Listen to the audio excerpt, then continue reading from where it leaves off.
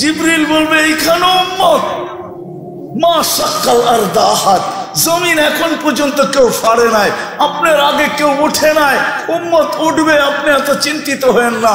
চলেন মাকামে মাহমুদে, মাকামে মাহমুদে যাবে। রব্বে কাবার কসম, ওই চেয়ার আল্লাহর পাশে থাকবে, হাত রাইখা দাঁড়ায় থাকবে।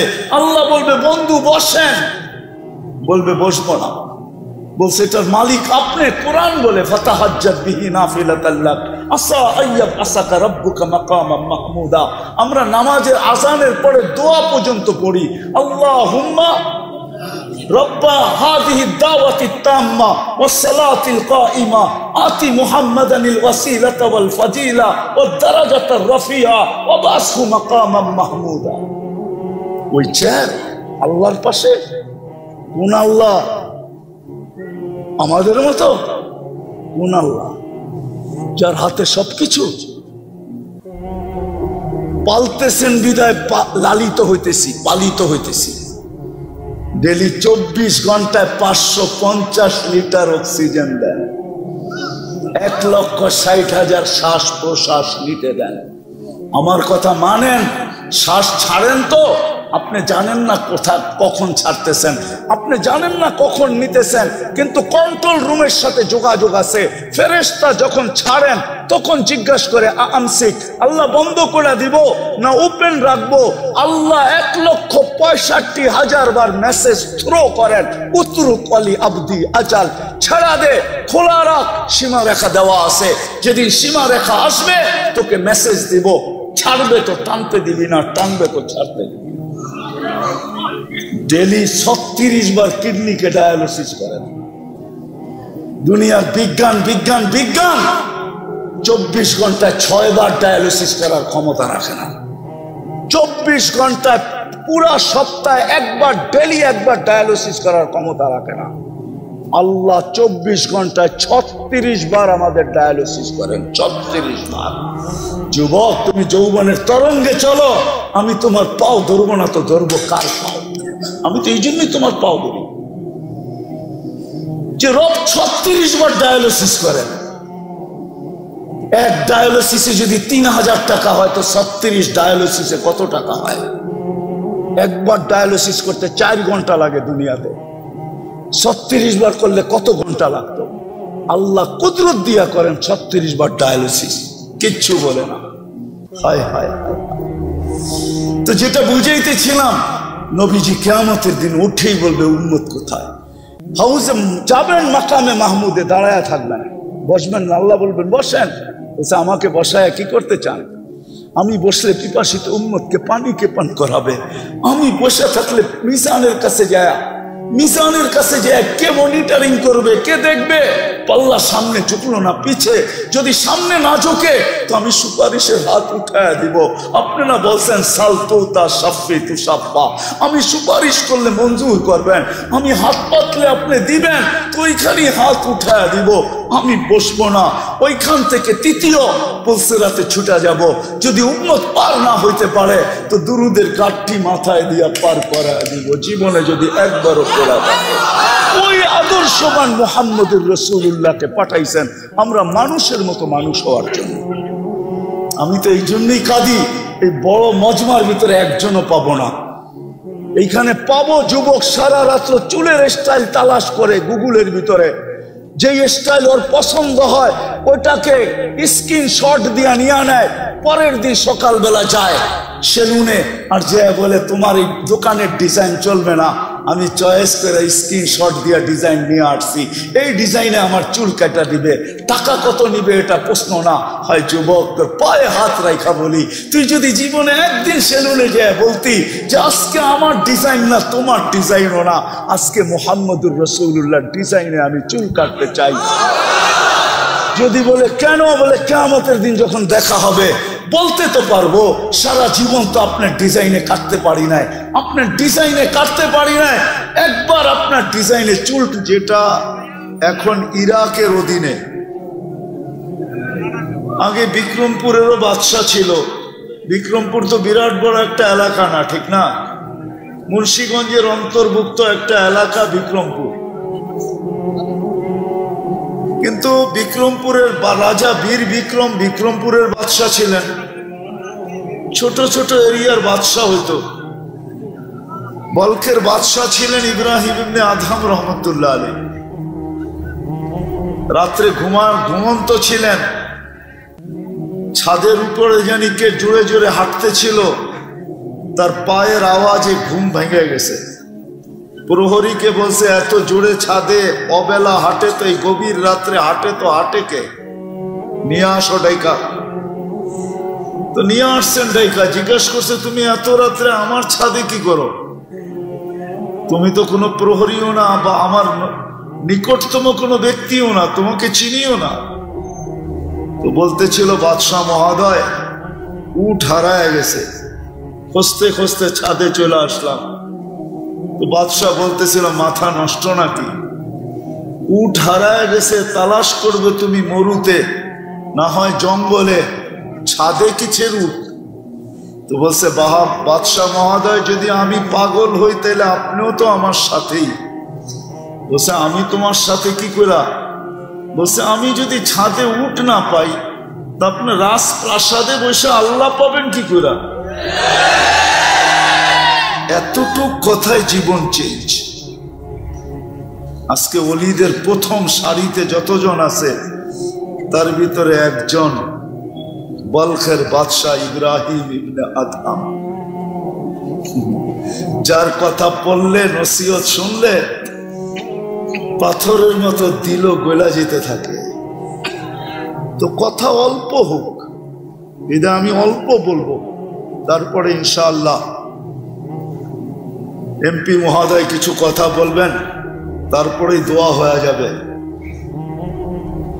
মানুষ হিসাবে আমরা জন্ম নিছি তো বটে, কিন্তু নিজ ইচ্ছায় না, মালিকের ইচ্ছায়। মানুষ হিসাবে আমরা জন্ম নিছি বটে, কিন্তু নিজের ইচ্ছায় না, আল্লাহর ইচ্ছায়। আর সত্য এটাই, মানুষ হিসাবে জন্ম নিলেই মানুষ হয় না। যদি হতো, আওয়াজ না, বিলকুল কান দিয়ে শুনতে থাকেন। কেননা আমরা আসছি বিদায়, বড় হুজুর যে বাড়িতে ঘুমাইতেছে এমন না, উনিও আমাদের সাথে আসছে। বড় হুজুর চিনেন? চিনেন তো না, খালি আমারই বলেন বড় হুজুর। আমাদের চেয়ে বড় হুজুর আছে, যিনার 1,85,000 বছরের ইবাদত ছিল। কত?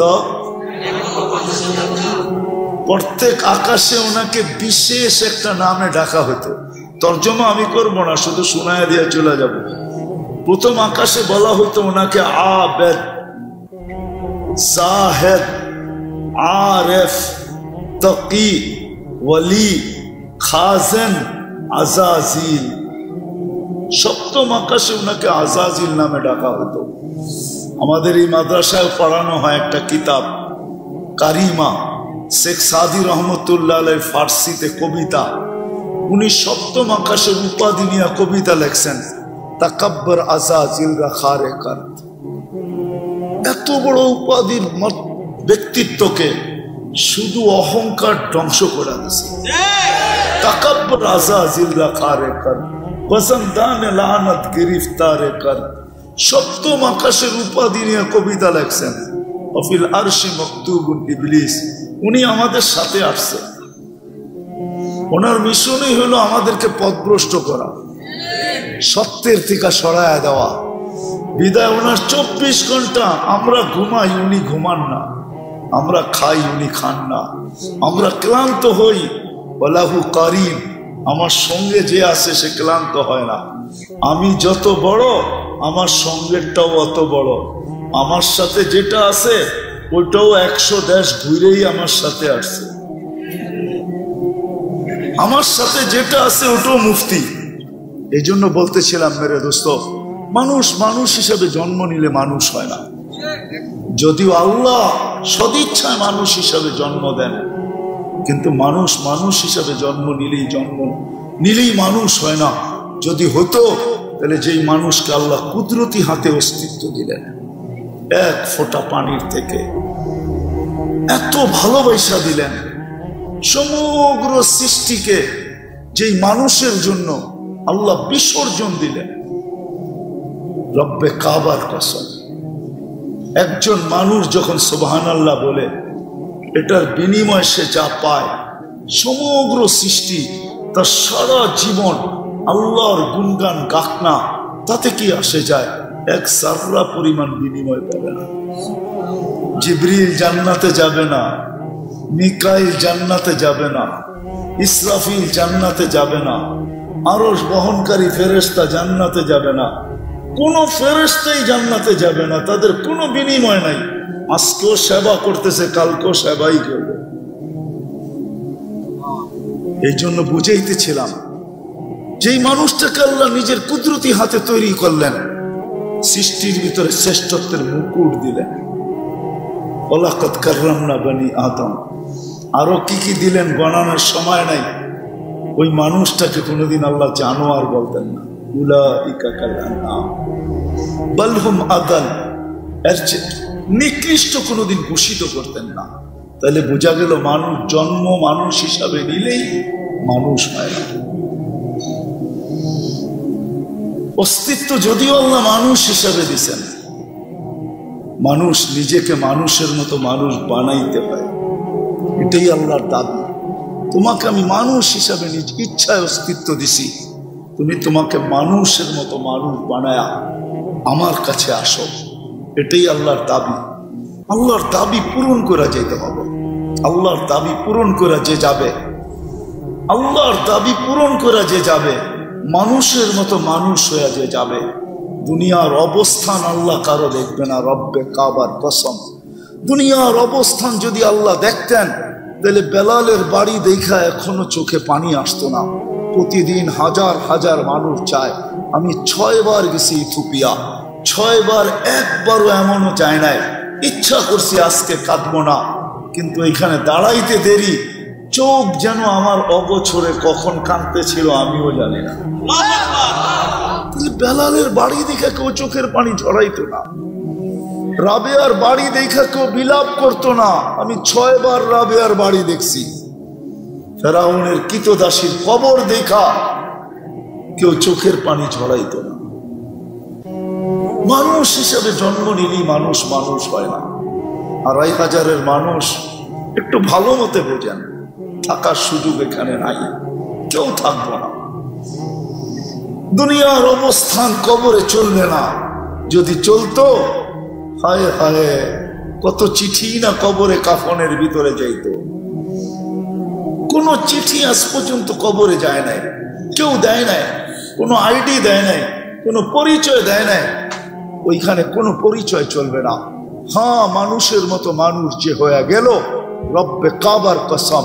ইমাম জালালউদ্দিন সুয়ুতি রহমতুল্লাহ আলাইহি লেখেন, কবরের পাশে নিতে দেরি, দুনিয়া সালাম দেখার না দেখ, কবর সালাম দিবে আর বলবে ইদান উহাব্বিলু লাকা বাতনি খাদরা, তোকে রাখতে দেরি, আমার পেট সবুজ শ্যামল হইতে দেরি হবে না।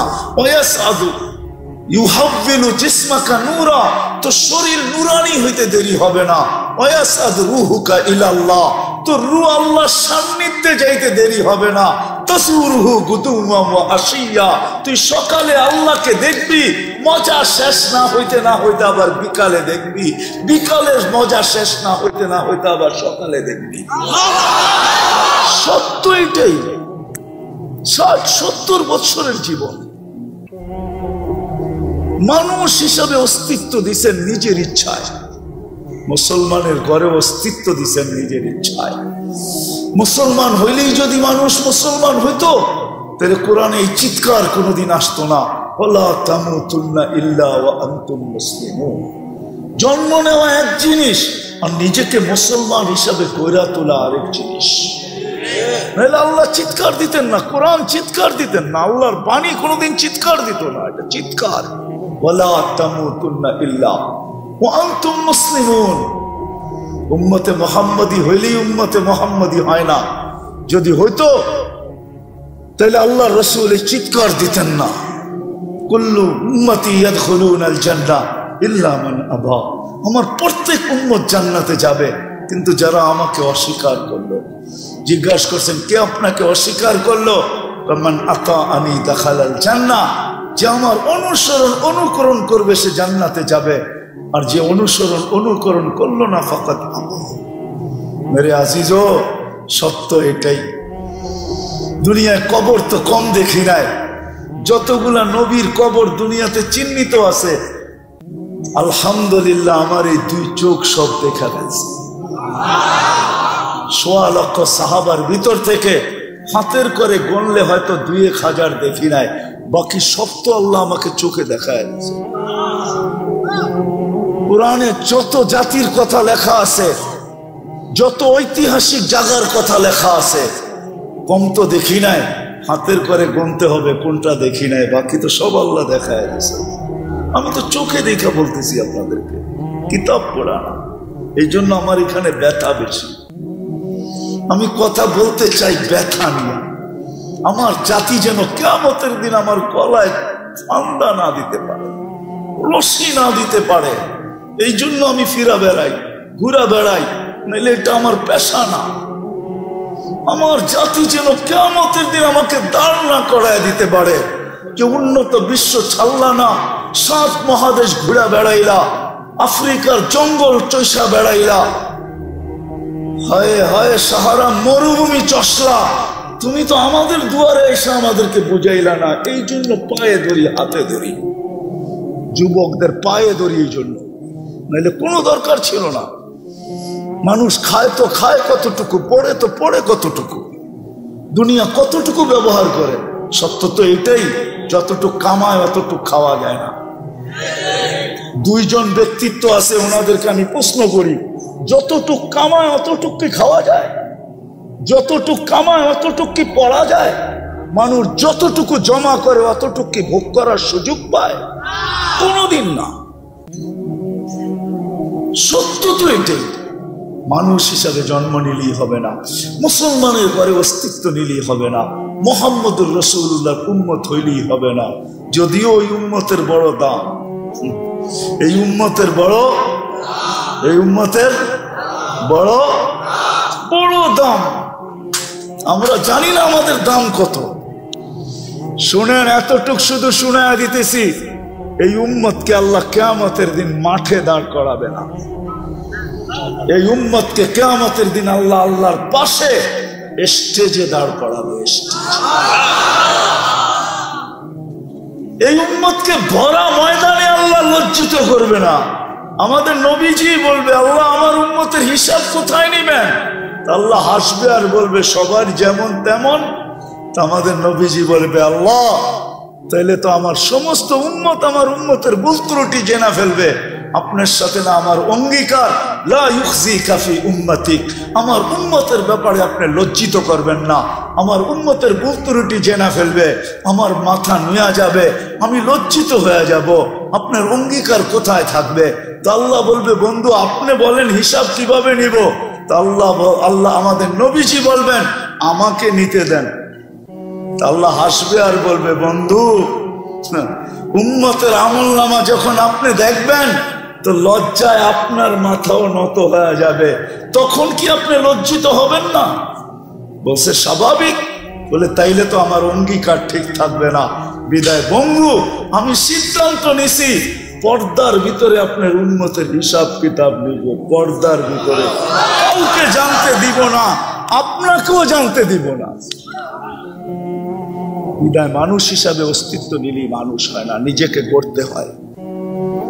গড়ার জন্যই এই জগৎটা। মার পেট ছিল দেহ গড়ার জন্য। এই জন্যই মার পেটের থেকে যে পূর্ণতা না নিয়ে আসে, রব্বে কাবার কসম দুনিয়া ঘুরা দেখছি, কোন টেকনোলজি এখনো আসে নাই যে আর্টিফিশিয়াল চোখ লাগায় দিবে, দৃষ্টি শক্তি লাগায় দিবে, আর্টিফিশিয়াল শ্রবণ শক্তি লাগায় দিবে, আর্টিফিশিয়াল বাক শক্তি লাগায় দিবে। হাত নিয়ে আসে নাই, হাত লাগায় দিবে। ওরকম হাত আল্লাহ বেকা দে, ওটার ভিতরে যে শক্তি আল্লাহ দিয়া দিছেন, মানুষের বানানোর হাতে ওর 100 ভাগের 1 ভাগ শক্তিও নাই। কি আছে নাকি? হ্যাঁ, পঙ্গু হাসপাতালের সামনে যান, পাও বানায় লয়ে যেতে পারবেন, হাতও বানায় নিয়ে আসতে পারবেন, ঠিক না? ওটা আর্টিফিশিয়াল হাত, কিন্তু শক্তি নাই। মার পেট ছিল দেহর পূর্ণতার জন্য। আর এটা হলো মানুষের মতো মানুষ হওয়ার জন্য আল্লাহ শরীরটা বানায় দিয়েছেন।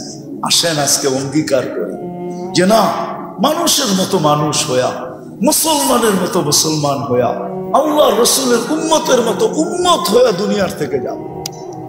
রাজি? ওয়াদা? বিলকুল। চলেন একটা রাস্তা দেখায় দেই কিভাবে হবেন। যদিও উর্দুতে কবিতাটা, আল্লাহ হাদিসে কুদসির তর্জমা, अल्लाह बोले क्या वफा तूने मोहम्मद से तो हम तेरे हैं, ये दुनिया क्या चीज है, लोह कलम तेरे हैं। মানুষের মতো মানুষ হওয়ার জন্য আমাদের মাঝে এক আদর্শকে আল্লাহ পাঠায় দিয়েছেন, মুহাম্মাদুর রাসূলুল্লাহ। জোরে বলেন মুহাম্মাদুর রাসূলুল্লাহ। 30 নে 120 নেকি আপনার আমলনামায় লেখা হলো। কোরআনে আছে মুহাম্মাদুর রাসূলুল্লাহ। আল্লাহ ওই আদর্শকে আমাদের ভিতরে পাঠায় দিয়েছেন।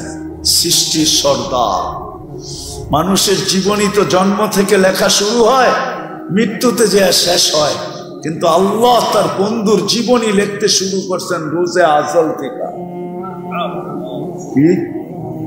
রোজে আজল থেকে, আজল আজল আজল বোঝেন, রোজে আজল থেকে। আমি বলবো যতদিন থেকে আল্লাহ ততদিন থেকে বন্ধুর আলোচনা। সৃষ্টির 1000 বছর আগে, সমগ্র সৃষ্টির 1000 বছর আগে আল্লাহ সূরা ইয়াসিন তেলাওয়াত করছেন।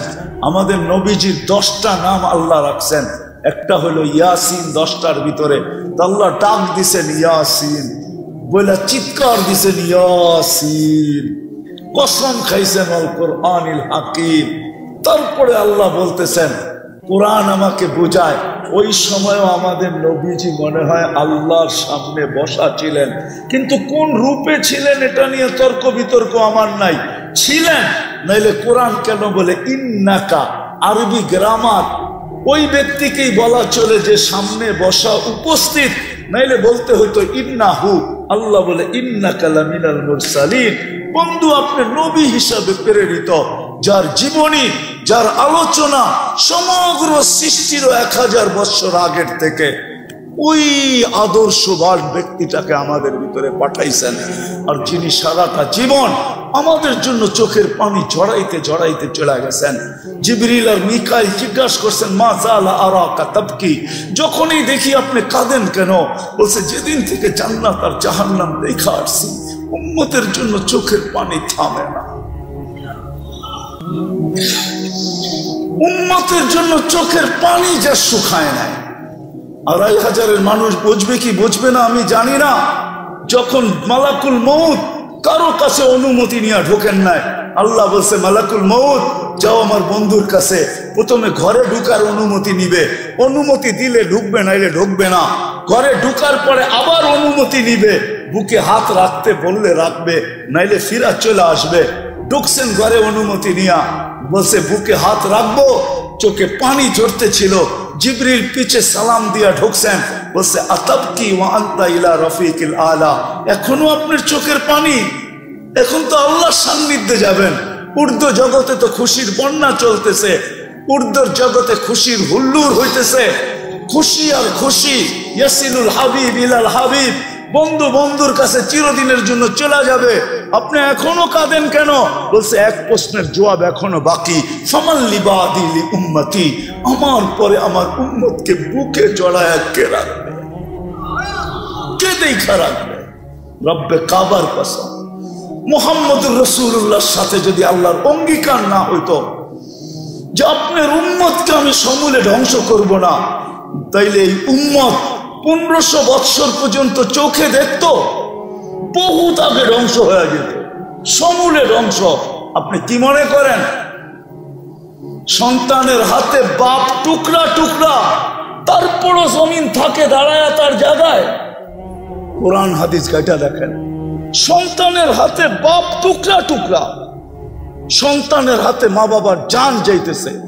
500 টাকার জন্য সন্তান বাপকে গুলি করতেছে। মিডিয়ায় কয়টা আসে? প্রত্যেক সন্তান ও 2500-এর যুবক তোমাদের পায়ে হাত রেখা বলি, আমি চিনি 2500। প্রবাসে কারা আছে এদেরকে আমি চিনি, খুব এদের সাথে আমার আসা যাওয়া হয়। যুবক, তোমাদের পায়ে হাত রাখি, নেট শেষ হইতে দেরি, মা বাবার গলায় পাড়া দিয়া নেট কিনা নিতে দেরি করো না তোমরা। বাবা বিদেশে থাকে, প্রবাস জীবন কোন আনন্দের জীবন না। আরে নিজের দেশের ভিতরে তো জেলের জীবনও আসছে ভালো মনে হয় আমার কাছে প্রবাস জীবনের চেয়ে। প্রবাস জীবন কি কোনো জীবন? সারাদিন পরিশ্রম করে যখন বিকালে ফিরে আসে তো একটা শূন্যতার বালিশ নিয়ে ঘুমায় থাকে, ও শূন্যতার বালিশ। আমার ওয়াজ করতে হয় না, এখানে যা আছে পেন ড্রাইভ দেয়া, যদি আমি পুরা বাহির করে কম্পিউটারে দেখাইতে পারতাম কান্না, তাহলে এতটুকুই মনে হয় আমার জাতির জন্য যথেষ্ট ছিল। হাজারো কান্না আমার এখানে লুকানো আছে, হাজারো কান্না। কিন্তু যুবক, বাবা প্রবাসে, হায় হায়, মোবাইলে অকথ্য ভাষায় বাবার সাথে ব্যবহার করতে দেরি করো না। কেননা বন্ধুর হাতে অ্যান্ড্রয়েড সেট, তোমার হাতে নাই। বন্ধুর কাছে বাইক, তোমার কাছে নাই বাইক। বাবার কাছ থেকে উসুল করার জন্য প্রবাসে থাকুক না কেন, সামনে পাইলে না জানি কি করতো, মোবাইলই গলার ভিতরে পাড়া দিয়ে আদায় করতেছে। কি রাগ হয়ে গেলাম? পায়ে হাত রাখি, রাগ হয়ে। মুহাম্মদুর রাসূলুল্লাহ সাল্লাল্লাহু আলাইহি ওয়াসাল্লাম, নাহলে বহুত আগে ধ্বংস হয়ে যেতাম। আমার পরে উম্মতকে কে দেখা রাখবে? জিবরিল দৌড়ায় গেছে, দৌড়ায় আসছে, জবাব নিয়ে আসছে, লা ইউখজিকা ফি উম্মতি, লা আতরুকু উম্মাতাকা ফারদা ওয়া লা আতরুকু উম্মাতাকা ওয়াহদা। বন্ধু চলে আসেন, আমি দেখা রাখবো। আমি আল্লাহ প্রতিশ্রুতি দিছে, তারপরেই বলছে মালাকুল মউত হাত রাখো, আল্লাহুম্মা ইলা রাফিকিল আলা, তাইলে আমি আল্লাহর কাছে যাইতে পারি, আল্লাহ আমার উম্মতকে দেখা রাখবে। আজকেও আমরা টিকা আছি নবীজির কারণে। কোরআন বলে নবীজিকে আল্লাহ নিজে বলছেন, আপনি এদের মাঝে থাকবেন, আমি এদেরকে সমূলে ধ্বংস করব, তো করব কি কইরা? এটা আপনি পাবেন তো পাবেন কি কইরা? আপনি বলবেন নবীজি কোথায় আমাদের মাঝে আছে? মদিনা মুনাব্বারা এখনো আছে, হায়াতুন নবী এখনো জিন্দা আছে। সালাম দিলে শোনে, সামনে দাঁড়াইলে দেখে, সালাম দিলে জবাব দেয়। এখনো হায়াতুন নবী না মামাতুন নবী? কোনটা? হ্যাঁ, এখনো আমাদের মাঝে আছেন, মদিনা মুনাব্বারায় আছেন, যার কারণে আমরা বেঁচে গেছি। শুধু এখানেই তো শেষ না, ওলামা আমার কথা হয়তো নাও মানতে পারে, ইখতিলাফ করতে পারে। কবর থেকে সর্বপ্রথম উনি উঠবেন, ওনার আগে আল্লাহ কাউকে উঠাবেন না। উনি উঠবেন, জিবরিল আলাইহিস সালাম পর মারবে, ওনাকে উঠানো হবে মাকামে মাহমুদে নিয়ে যাওয়ার জন্য। উনি উঠেই বলবে, জিবরিল আইনা উম্মতি, আমার উম্মত কই? হায় হায়, জিবরিল বলবে এইখানে উম্মত। মা সাক্কাল আরদা আহাদ, জমিন এখন পর্যন্ত কেউ ফাড়ে নাই, আপনার আগে কেউ উঠে নাই, উম্মত উঠবে, আপনি এত চিন্তিত হবেন না। চলেন মাকামে মাহমুদে, মাকামে মাহমুদে যাবে, রব্বে কাবার কসম, ওই চেয়ার আল্লাহর পাশে থাকবে, হাত রাইখা দাঁড়ায় থাকবে।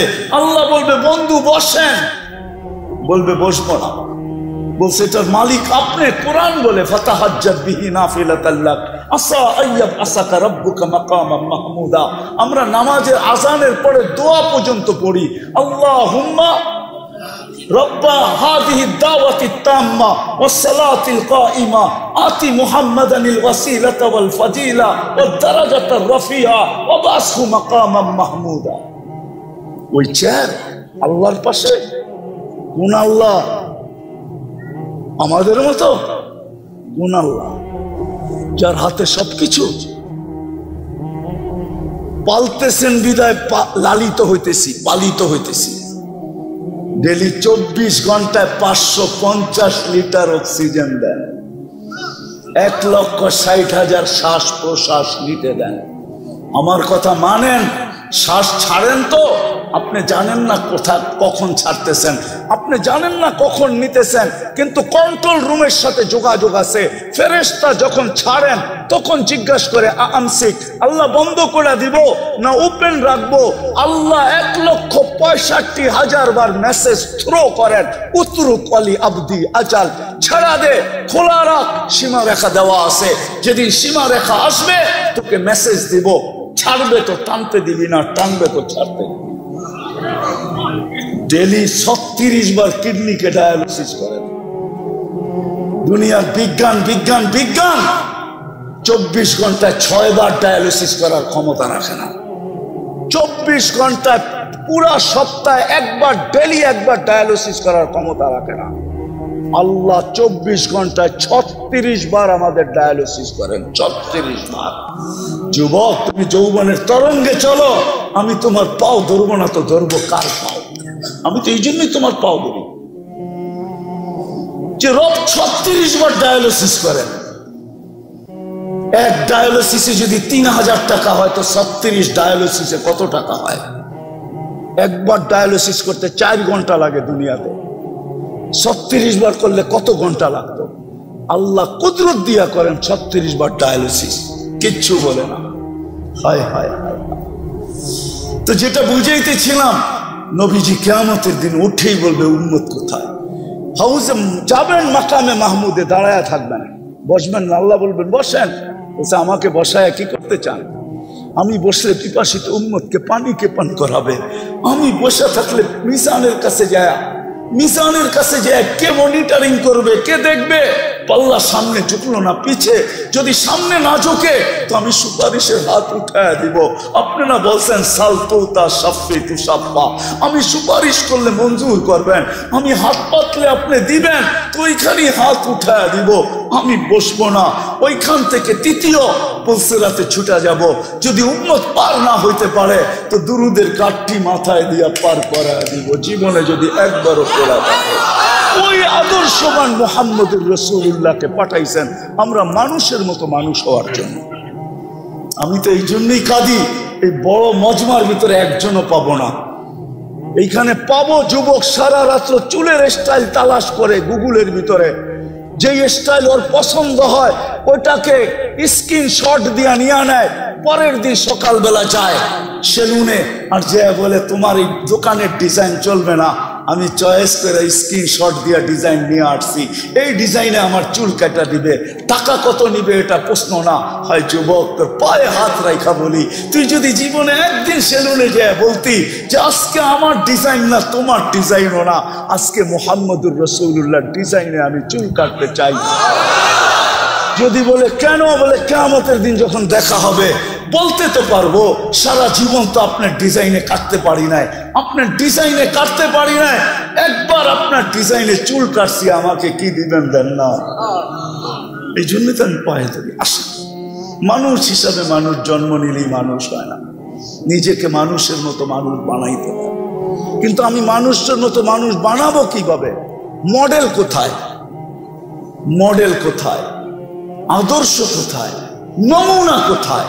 এই জন্য মুহাম্মদুর রাসূলুল্লাহ সাল্লাল্লাহু আলাইহি ওয়াসাল্লাম আদর্শ। আসেন আল্লাহ রসুলের আদর্শকে শিখি, আদর্শবান মানুষ হই। কবরে যখন যাব ইনশাআল্লাহ কবর সেলুট দিবে, এতে কোনো সন্দেহ নাই।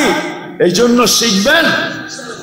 হ্যাঁ, কোত্থেকে? গুগল থেকে? কোত্থেকে? আমাদের মেয়র সাহেব বলতেছিল দুনিয়া হয়তো বলবে যে এই মাদ্রাসাগুলা লাভ কি, মাদ্রাসা কি বানায়? আমিও বলবো মাদ্রাসা কি বানায়? মাদ্রাসা ইঞ্জিনিয়ার বানায় না, মাদ্রাসা ডাক্তার বানায় না, মাদ্রাসা আর্কিটেকচার বানায় না, দুনিয়ার কোনো জিনিস বানায় না। কিন্তু মেয়র সাহেবের কথাটা ভালো লাগছে, মাদ্রাসা সুপারিশি বানায়, সুপারিশি। বাংলাদেশে একটা রুলস আছে, সমস্ত আদালত থেকে যে বিতাড়িত হয়ে গেল, ফাঁসির আসামি হিসাবে প্রমাণিত হইল যে তার ফাঁসি অবধারিত, শুধু একটা জায়গা খালি থাকে, যেইখানে যদি সে মানায় নিতে পারে একটা জায়গা তার জন্য বাংলাদেশে থেকে যায়, কিন্তু ওইটাও সে বাধ্য না। প্রেসিডেন্টের কাছে জীবন ভিক্ষা, এই একটা ক্ষেত্রই বাকি থাকে। প্রেসিডেন্ট যদি তাকে জীবন ভিক্ষা দেওয়া যায় তো হাইকোর্টেরও বলার কিছু থাকে না, জজ কোর্টেরও বলার কিছু থাকে না, সুপ্রিম কোর্টেরও বলার কিছু থাকে না, প্রধান বিচারপতিরও বলার কিছু থাকে না, প্রধানমন্ত্রীরও বলার কিছু থাকে না, কারো বলার কিছু থাকে না। কেননা উনি অল ইন অল, উনি মাফ করা দিছে তো মাফ, কিন্তু উনি বাধ্য না। কিন্তু হ্যাঁ, কিয়ামতের মাঠের দিন আল্লাহ অল ইন অল, মালিক ইয়াউমিদ্দিন, কিন্তু আল্লাহ গ্যারান্টি দিছেন আজকের সুপারিশ কবুল হতেও পারে, নাও হতে পারে, দ্বিধা দ্বন্দ্ব থাকতে পারে, কিন্তু কালকে যাদেরকে আমরা সুপারিশের অধিকার দিব তাদের সুপারিশ আমরা গ্রহণ করব। এই জন্যই তো আমি সারা বাংলাদেশে বলি, আপনি আলেমের পিছে চলেন, চলতে না পারেন পায়ে হাত রাইখা বলি কোনোদিন আঙ্গুল উঠায়েন না। কেননা এটা বলেই শেষ করে দিতেছি, এই উম্মতে জাহান্নামের সিদ্ধান্ত হলেও ডাইরেক্ট জাহান্নামে পাঠাবে না। এটা এই উম্মতের জন্য ডাইরেক্ট জাহান্নামে সিদ্ধান্ত হওয়ার পরও কি করবে না, পাঠাবে না। যেমন আছে থানাওয়ালারা ধরে নিয়ে যাইতে পারে, কিন্তু ডাইরেক্ট জেলে পাঠাইতে পারে না। পাঠাইতে হলে যেতে হবে কোথায়? আদালতে। আদালতের অধিকার হলো জেলে পাঠানো, থানা পাঠাইতে পারবে না। সে তার কাস্টডিতে রাখতে পারবে, হাজতে রাখতে পারবে, কিন্তু জেলে না। জেল তো পাঠাবে আদালত। এই উম্মতের সিদ্ধান্ত হলো ডাইরেক্ট জাহান্নামে নিক্ষেপ করবে না, এক জায়গায় দাঁড় করায় দিবে, একত্রিত করবে। সেটা হলো ওই জায়গায় যেই জায়গা দিয়ে এই উম্মতের আলেমরা জান্নাতে যাবে। একজন হাফেজ 10 জনকে নিয়ে যাবে, কদ অজাবা লাহুল জান্নাহ।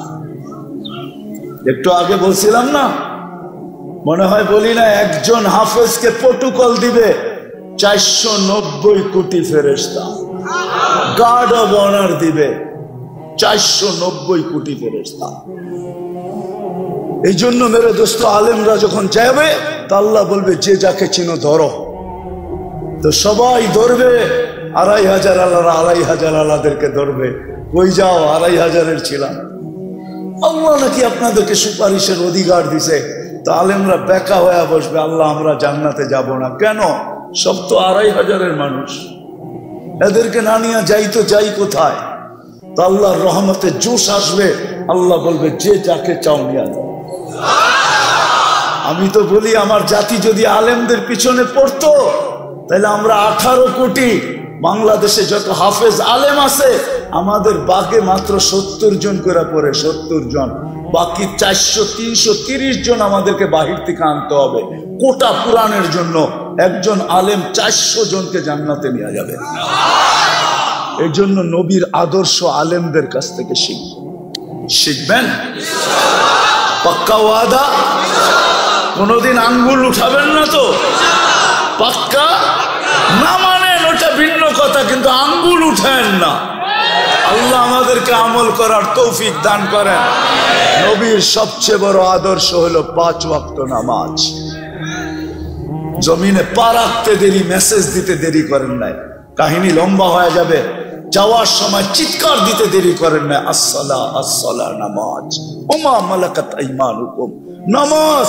আর অধীনস্থ মানুষের সাথে ভালো ব্যবহার, তোমার অধীনস্থের সাথে ভালো ব্যবহার করো। আর 5 ওয়াক্ত নামাজ। আজ থেকে নামাজ ছাড়বো না ইনশাআল্লাহ। পাক্কা? কেউ উঠাউঠি করবো না, পায়ে হাত রাখি। এমপি মহোদয় অল্প সময় কিছু বলবেন, তারপরে দোয়া হয়ে যাবে, উঠে চলে যাবেন। হ্যাঁ, এই যে উঠতে শুরু করছেন ভালো লাগে না। আরে আল্লাহ সিন্নি নিয়া তো যান, দুনিয়া মাদ্রাসালার তো দিবে না। সভাপতি যদিও মেয়র সাহেব, কিন্তু প্যাকেট পুকেট তো বানায় নাই আপনাদের জন্য, ঠিক না? আবার রাগ যাতে না হয়ে যায়, প্যাকেট পুকেট দিবে না, কিন্তু আল্লাহ দিবে। পরিসমাপ্তিতে আল্লাহ ঘোষণা দিবে, ইরজু মাগফুরান লাক, যাও তোমাদেরকে মাফ করে দিলাম। এই জন্য কেউ উঠবো না। উঠবেন? এটা আসসালামু আলাইকুম সম্মানিত মুসলিম। এই যে আপনি এখন ওয়াদা করলেন, এখন চলে যাচ্ছেন, এর জন্য তো আপনাদেরকে বিশ্বাস করি।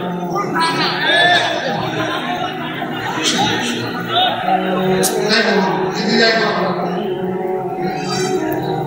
আপনাদেরকে মাওলানা সাহেব যেটা বুঝিয়েছে আমাদের প্রখ্যাত আলেম, সেইটা আপনারা যদি মনে প্রাণে বুঝে থাকেন তাইলেই আজকের এই আয়োজন সম্ভব।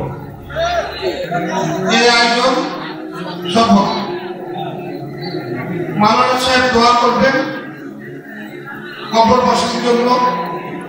আজানের আওয়াজ শুনতে দেরি আর আল্লাহর কুদরতি পায়ে পড়তে যদি দেরি না করত, আর পড়া যদি বলতো মালিক কিচ্ছু করতে পারি নাই, শুধু একটাই পারি, বিদায় তোর কুদরতি পায়ে চলে আসলাম, আমাদের উপরে দয়া কর না। 100% কইরা দেখো মুসলমান, কালকের থেকে আল্লাহ মুসলমানের ইজ্জত রাখে কি রাখে না। কিন্তু 99 জন 90 জনই তো মসজিদে আসে না, অথচ আল্লাহ ডাকে। যে ডাকে শুধু আল্লাহ ডাকে না, রহমান ডাকে, রহিম ডাকে, মালিক ডাকে, কুদ্দুস ডাকে, সালাম ডাকে, মুমিন ডাকে, মুহাইমিন ডাকে, আজিজ ডাকে, জব্বার ডাকে, মুতাকাব্বিরুল খালিকুল বারিকুল মুসাব্বিরুল গফফারুল কহ্হারুল ওয়াহাবুর রাজ্জাকুল ফাত্তাহুল আলিমুল কাবিদুল বাসিতুল খাফিদুর রাফিউল মুইজ্জুল মুযিল্লুস সামিউল বাসীরুল হাকামুল আদলুল লতীফুল খবীরুল হালিমুল আযীমুল গফুরুশ শাকুরুল আলিয়ুল কবীরুল হাফিজুল মুকিতুল হাসিবুল জলিলুল করিমুল রকিবুল মুজিবুল ওয়াসি আল হাকিমুল ওয়াদুদুল মজিদুল ওয়াহিদুশ শাহীদুল আকুল ওয়াকিলুল কবিকুল মতিনুল ওয়ালিকুল হামিদুল মুসি আল মুবদি আল মুঈদ আল মুহয়ি আল মুমীত আল হাইয়্যু আল কাইয়্যুম আল ওয়াজিদ আল মাজিদ আল ওয়াহিদ আল আহাদ الصمد القادر المقتدر المقدم المؤخر الأول والآخر الظاهر والباطن الوالي المتوالي البر التواب المنتقم العفو الرؤوف مالك الملك ذا الجلال والإكرام المقسط والجامع والغني والمغني المانع الضار النافع النور الهادي البديع والباقي الوارث والرشيد الصبور جل جلاله 99 পদের মালিক আল্লাহ ডাকে। মসজিদে বসে বলতেছি রব্বে কাবার কসম, কাল সকাল থেকে 100% মুসলমান নামাজ পড়ুক, 24 ঘন্টা আল্লাহ পার হইতে দিবে না। পড়া দেখো, নামাজ পড়তে মনে চায় না? সারা দুনিয়ার মুসলমানদের ভিতরে একটা ডে আছে, একটা ডে আছে কুদুস, কি বাইতুল মুকাদ্দাস ডে আছে না? না জানেন না? নেটে সার্চ দিলে পাইবেন। সারা দুনিয়ার মুসলমান উদযাপন করে, নামাজ লাগবে না। বলেন সারা দুনিয়ার মুসলমানকে কালকে সবাই মিলা আকাশের নিচে দাঁড়ায়া আল্লাহর কাছে তওবা করি, আল্লাহ ভুল করে ফেলছি, দাবি তো করি মুসলমান, কিন্তু ইসলামের কিচ্ছু আমাদের ভিতরে নাই, শুধু নামটা আছে, নামটা শুধু কি আছে, ইসলামের কিচ্ছু নাই।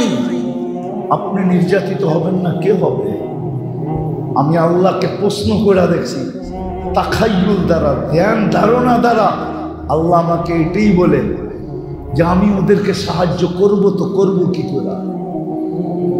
মুসলমান তো দাবি করে, কিন্তু কাউকে দেখলে তো মনে হয় না মুসলমান। পোশাক দেখলে মনে হয় না, খাওয়া দেখলে মনে হয় না, চলা দেখলে মনে হয় না, উঠা দেখলে মনে হয় না, ফিরা দেখলে মনে হয় না, গুম দেখলে মনে হয় না। মুসলমান সে উদযাপিত করবে 14 তারিখ। বলো যুবকরা, 14 তারিখ এলে তোমরা কি করো? এটা মুসলমানের 14 তারিখ ভালোবাসা ডে মুসলমানের? মুসলমান বৎসরে একদিন ভালোবাসবে, 364 দিন জুতা দেখাবে, আর একদিন খালি কইব ইউ আর মাই হানি। মনে হয় বোঝো না তোমরা? তুমি আমার মধু, ঠিক না? বৎসরে একদিন। মুসলমান তো মুসলমানকে 365 দিন ভালোবাসবে। তোমার ঘরে যে ছেমরিরা জুতায় না কিনলে গে, এটাই আমি বুঝাইতে পারি না মনকে। তুই যদি আমারে ভালোবাসস তো ডেলি সকালে উঠা আগে একটা ফুল আমারে দিয়া যাবি, তাই না? বুঝবো তুই ভালোবাসস। বৎসরে একবার টোকায় টাকায় কোথেকে পুরান সুরান গ্রান নাই সেরান নাই একটা ফুল লই আয়া খারে কস আই ডট ডট ইউ লেখা পাঠামো তোরে জুতামো দইরা। কেন যে মুসলমান মেয়েদের এই সমস্ত বুদ্ধি জাগে না? তোমাদের তো ডেলি জুতা পাঠান দরকার। মহব্বত যদি করো তো 365 দিনই ফুল পাঠাও। 14 তারিখ আইলে মাথা লয়া যায়। 14 তারিখ কাদের? হ্যাঁ, কাদের? কারা আবিষ্কার করছে? 31st নাইট কারা আবিষ্কার করছে? আরে বলো, 31st নাইটে তো তোমরাও মাথা লয়ে যাও, ঠিক না? হ্যাঁ, কি এখন ঢাকা শহরেরটা পুরা গ্রামে চলে আসছে। পুলিশ প্রশাসন গ্রামে কিছু পায় না, তো ঢাকা শহরে চৌকান্না থাকে, অ্যালার্ট থাকে। এখন ঢাকা শহরের গুলা সব আয়া করছে গ্রামে, সারা রাত্র তাফালিং করে, ঠিক না? হ্যাঁ, 31st নাইট কার? তুমি চাও তোমার জন্য ফেরেশতা পাঠাবে, ঠিক না? আল্লাহ যে গজব পাঠায় না, শুকরিয়া আদায় করো। রমজান মাস দিছিল আমাদেরকে, 30% মুসলমান নামাজ পড়ে না। বলেন এইখানে যারা আছি রাগ হয়েন না, পুরা মাস কয়জন নামাজ পড়ছো তোমরা? কয়জন বলো? 70 মাসের নামাজ তো অ্যাডভান্স পড়া রাখা যায় এক রমজানে। 70 মাসের 70 মাসের ফরজ অ্যাডভান্স পড়া রাখা যায়। অ্যাডভান্স বুঝো? আগে এক ফরজ কয় গুণ রমজানে? কয় গুণ? আমারটা সত্য হইল না? হইল না? হ্যাঁ, কয়জন নামাজ পড়ছে? গরম যে দিছিল এমনি দেয় না, এমনি দেয় নাই। আগুন দেওয়া দরকার ছিল, আগুন উপর থেকে আগুন নামানোর দরকার ছিল। সামান্য একটু বিরোধিতা যদি ইঙ্গিতে হয় কারো, শেষ হইতে পারে না। পারে? হ্যাঁ, পায়ের রক্ত মাথায় উঠে যায়, ঠিক না? 70 মাস অ্যাডভান্স ইবাদত করে রাখার সুযোগ ছিল রমজানে। 30% মুসলমান নামাজ পড়ে, 20 দিন পড়ে নাই মানলাম। দোকান পাট, ব্যবসা বাণিজ্য, চায় চাকরির কারণে পারে নাই। শেষ 10 দিন যদি মসজিদে উপচে পড়া ভিড় ভরা দিত, উপচে পড়া ভিড় হইতো শেষ 10 দিন, আর বলতো আল্লাহ 20 দিন যাই ঝামেলার কারণে আসতে পারি না, শেষ 10 দিন নাজাতের পড়ব, দেখো মসজিদ কেমনে ভরা দিছি। এক রাত্র 83 বছর, তাইলেও তো মানতাম, কিন্তু শেষ 10 দিনে তো মসজিদ আরো বেশি খালি ছিল, ঠিক না? এইখানে আছে, এইখান থেকে ঢাকা গাউসিয়া মার্কেটে গেছে, এইখান থেকে ঢাকা কি যমুনা ফিউচার পার্কে গেছে, এইখান থেকে বসুন্ধরা সিটি মলে গেছে, এইখান থেকে বড় বড় মার্কেটে গেছে, কিনতে যায় নাই, খালি ডিজাইন দেখতে গেছে। মনে হয় বোঝেন না, ওরা বলছে কেননা সব মার্কেটে তো ওনারা আসে না, গুলশান আলারা সব মার্কেটে আসে না, বাড়িয়ালদার আলারা সব মার্কেটে আসে না, বনানী আলারা, ধানমন্ডি আলারা, উচ্চ লেভেলের উচ্চবিত্তরা সব মার্কেটে আসে না। তো ওরা যেই মার্কেটে গেছে ওই মার্কেটে বিল লাগায় দিছে খালি মুখা দেখার লেগা, মুখা, শুধু চেহারা দেখতে গেছে। জিজ্ঞেস করেন, ও যায় নাই, কিন্তু এইখান থেকে গেছে হুন্ডা নিয়া। সারা রাত্র শেষ 10 দিনে ঢাকা শহরে ঘুরছে, আর চেহারা দেখছে। ইফতারির আগে দরা খাইব দেখা কোনো মতে হুন্ডা চালায় বাড়িতে উঠে গেছে, মা রোজা রাখবো, খাইতে বসে, ঠিক না? যায় না আলাদা করতে, এই আলাদা করতে যায় নাই। হ্যাঁ, শেষ 10 দিন মার্কেটে উপচে পড়া ভিড়, নাফরমানি সীমানা। মসজিদে বসে আছি, লাউড স্পিকার বাইরের খোলা, নাইলে আরো কিছু শুনাইয়া দিতাম। মার্কেটে কি হয়েছে, সেলসম্যানরা শেষ 10 দিনে এত হাসি দিছে, বাবারে জীবন সারা বৎসরে এতটি হাসি দেয় নাই যতটি শেষ 10 দিনে হাসি দিছে। শুধু চেহারা দেখছে। আল্লাহ নারাজ আজকে আমাদেরকে। মুসলমান আমরা বটে, পরিচয় দেই বটে, কিন্তু ইসলাম আমাদের ভিতরে নাই। আরেকটা বলতেছি, উম্মতে মুহাম্মদী বলি বটে, উম্মত হতে পারছি বিদায় আল্লাহ আমাদেরকে বড়, এটাকে কি বলে, আরে ভুলা গেছি শব্দ, আল্লাহ আমাদেরকে বড় বড় পুরস্কার দিছেন, বড় বড় ছাড় দিছেন, বড় ছাড়। 16 লক্ষ উম্মতের ভিতর থেকে কাউকে দেন নাই। আল্লাহ এই উম্মতের কানে কানে বইলা দিছেন, ওয়ায়াফু আন কাসীর, তোর অধিকাংশ গুনাহ আমি এমনি মাফ করে দেব। এমনি ইয়াফু আন কাসীর। এই উম্মতকে আল্লাহ বড় মর্যাদা দিছেন, বড় সুযোগ দিছেন। সুযোগ কি? বড় বড় সুযোগ দিছেন, তোমার অধিকাংশ গুনাহ মাফ করে দেই আমি।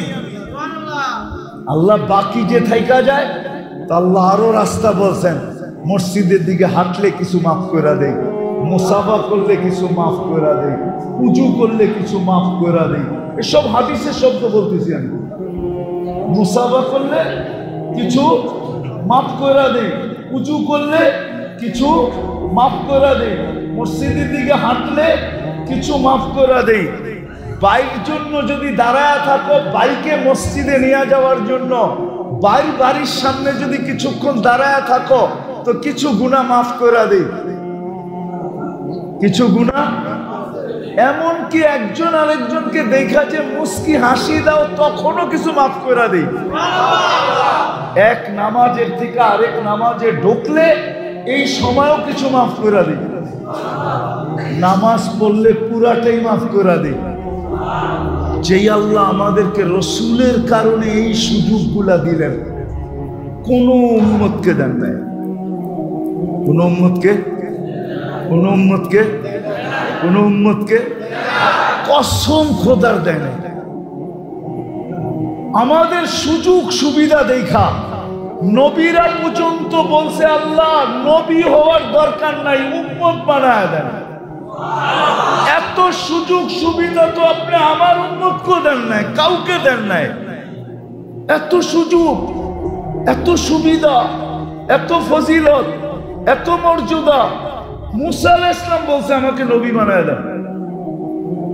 দানিয়েল আলাইহিস সালাম বলছে আমার নবী হওয়ার দরকার নাই, আমি নবী হইতে উম্মত হইতে চাই না, আমার মৃত্যুর পরে আমাকে সুরক্ষিত রাখেন, আমাকে এতটুক সুযোগ দিয়েন, উম্মতে মুহাম্মদী যখন আসবে এরা যেন আমাকে কাফন পরায়া নিজেদের হাত দিয়ে একটু কবরে রেখে দেয়। আমি কিতাব থেকে বলতেছি আপনাদের, যে রসুলের কারণে আমরা এত সুযোগ সুবিধা পাইলাম। রব্বে কাবার কসম, আমরা সমূলে বহুত আগে ধ্বংস হওয়ার যোগ্য ছিলাম, এখনো আছে। আমরা সমূলে ধ্বংস হওয়ার যোগ্য। আপনি খালি ধ্বংস দেখতেছেন, সমূলে ধ্বংস হওয়ার যোগ্য আমরা এখন। সমূলে ধ্বংস করা উচিত আমাদের। নাইলে বাংলাদেশে এই পর্যন্ত কয়জন বাবা সন্তানের হাতে জান দিছে বলেন? আমি আপনাদেরকে জাহেলিয়াতের কাহিনী শুনাইতেছি। আবু বকর সিদ্দিক রাদিয়াল্লাহু তাআলা আনহুর ছেলে আব্দুর রহমান বদরের যুদ্ধে মুসলমান হয় নাই। বদরের পরে মুসলমান হয়েছে। তো বাপ বেটা বৈশা গল্প করতেছে, আব্বা বহুতবার বদরের দিন তুমি আমার তলোয়ারের নিচে চলে আসছিলা, কিন্তু আমার ভিতর থেকে বারবার আওয়াজ আসতেছিল, আব্দুর রহমান বাপের উপরে তরবারি উঠাবি তো উঠাবি কি করে? যতবার আমি হাত আগে নিতে গেছি আমার মন আমার হাতকে সরাইয়া দিছে যে বাপের উপরে হাত উঠাবি কি করে? ওটা তো জাহেলিয়াতের যুগ, অজ্ঞতার যুগ। বাংলাদেশে এই পর্যন্ত কয়েকজন মা বাবা সন্তানের হাতে জান দিছে বলেন, তাই না? হ্যাঁ, পেপারে আর কয়টা আসে? যুবক, তোমাদের পায়ে হাত দিয়া বলি, তোমরা একজন হাত উঠায়া বলো যে আমি মা বাবার সাথে চোখ গরম করে কথা বলি না। একজন হাত উঠায়া বলো, চ্যালেঞ্জ, যদি তোমরা একজন হাত উঠায়া বলতে পারো যে আমি মা বাবার সাথে কর্কশ ভাষায় কথা বলি না, চোখ বড় করে কথা বলি না, মা বাবাকে ধমকায় বলি না, একজন হাত উঠায় আমাকে দেখাও। যখন সন্তান মা বাবার উপরে চোখ বড় করে, রব্বে কাবার কসম, উচিত ছিল জমিনটা ফাটা যাক আর তুমি ভিতরে চলে যাও। তুমি চিনো মা বাবাকে? ওয়াসাইনাল ইনসানা বিওয়ালিদাইহি ইহসানা। যেই মা তোমাকে রক্তগুলাকে দুধ বানায় খাওয়াইছে, দুধ বানায়, তুমি দুধ খাও না, মার রক্ত খাইছো, রক্ত।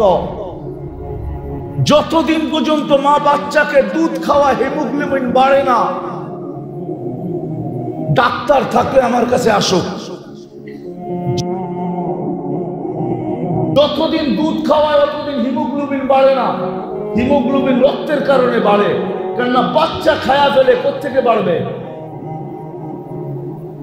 ওই বাবা, এইখানে বাবা আছে, বাবা থাপ্পড় খায়া সারাদিন বাড়িতে ফিরে, কাউকে বলে না, তারপরে সকালবেলা অটোটা নিয়ে বাহির হয়, চুপে যদি কানে জিজ্ঞাসা করে কাল না থাপ্পড় খাইলি, আজকে আবার অটো, তো চোখের পানি ছাড়া বলবে বাচ্চা আছে কি করবো, বিবি আছে কি করবো,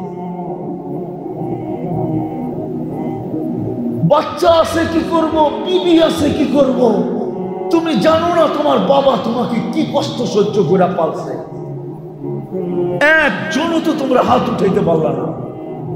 তুমি চোখ বড় করো মানে আরশ কাঁপায় দাও। উচিত ছিল তোমাকে জমিন গিলা ফেলানো, কিন্তু কেন গিলে না?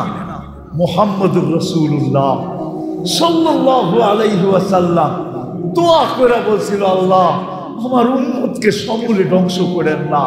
কোন উম্মতের কাহিনী তো দেখি না, সবই তো সমূলে ধ্বংস করে দিচ্ছেন, আমার উম্মতকে ধ্বংস করে দিবেন।